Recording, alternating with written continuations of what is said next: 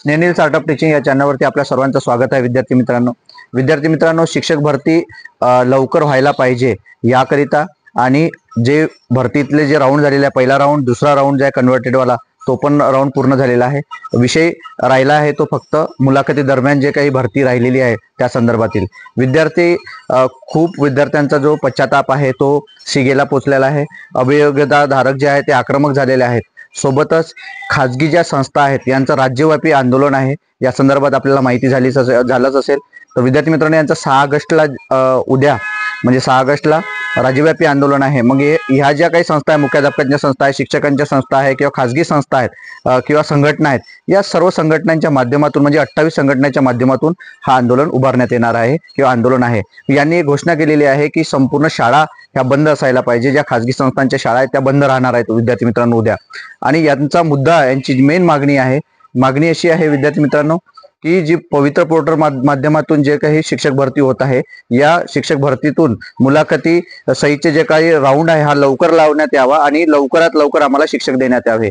याकरिता यांचं हे आंदोलन असणार आहे विद्यार्थी मित्रांनो. आणि हे जर तुमच्याच्याने होत नसेल तर शासनाने या सर्व शिक्षक भरतीचे जे काही अधिकार आहेत ते आम्हाला देण्यात यावे. या संदर्भातील हा एक मुद्दा होता विद्यार्थी मित्रांनो. नंतर पेसा क्षेत्रामध्ये कंत्राटी भरती सुरू करण्यात आली आहे, कंत्राटी पद्धती सुरू करण्यात आली. त्याच्या मागचा मुद्दा काय, तर त्याच्या मागचा मुद्दा असा आहे की त्यावरती विद्यार्थी मित्रांनो स्टे आलेला आहे, कोर्टाचा स्टे आलेला आहे. सुप्रीम कोर्टामध्ये याचिका दाखल केली आहे. त्यामुळे स्टे आल्यामुळे विद्यार्थ्यांचं शाळा ह्या जून महिन्यात सुरू झालेल्या आहे. 16 जून पासून शाळा सुरू झाल्या आहेत. तेव्हापासून जर एखाद्या शाळेमध्ये शिक्षक नसेल तर त्या गावातील विद्यार्थ्यांचं नुकसान होऊ नये म्हणून शासनाने कंत्राटी पद्धती म्हणजे पेसा क्षेत्रातील विद्यार्थ्यांचं नुकसान होऊ नये याकरिता कंत्राटी पेसा भरती सुरू केलेली होती. आणि विद्यार्थ्यांचं नुकसान टाळण्यासाठी हे पेसा भरती ठेवलेली होती विद्यार्थी मित्रांनो, आणि सुरू आहे. आणि महत्वाचा मुद्दा असा की जे काही सुप्रीम कोर्टामधली याचिका आहे, या याचिकेचा पेशा संदर्भातील जे स्टे आलेला होता त्याची सुनावणी विद्यार्थी मित्रांनो आज आहे. मग या सुनावणीमध्ये असं विचार आहे की कोर्टाने विद्यार्थ्यांना, आपले जे विद्यार्थी आहे शिक्षक भरतीमधले, त्यांना न्याय द्यायला पाहिजे आणि त्यानुसारच हा रिझल्ट लागेल विद्यार्थी मित्रांनो. हे अपेक्षा आपण ठेवायची आहे. यानंतर विथ इंटरव्ह्यूचे जे मुलाखत आहे सहित जो राऊंड आहे, हा राऊंड कधी लागणार आहे, तर हा जो राऊंड आहे विद्यार्थी मित्रांनो 6 महिन्यापासून यांचे जे काही काम आहे हे सुरू आहे.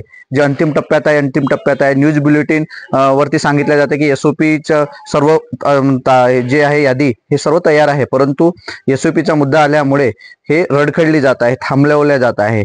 नंतर आयुक्त साहेब असो, नंतर आपले केसरकर सर असो किंवा इतर जे काही संघटना आहेत आपल्या विद्यार्थ्यांच्या आणि अभियोग्यता धारक आहेत, या सर्व मिळून सर्व खासदारांना, आमदारांना निवेदन दिले जात आहे, तरी पण याकडे दुर्लक्ष होत आहे.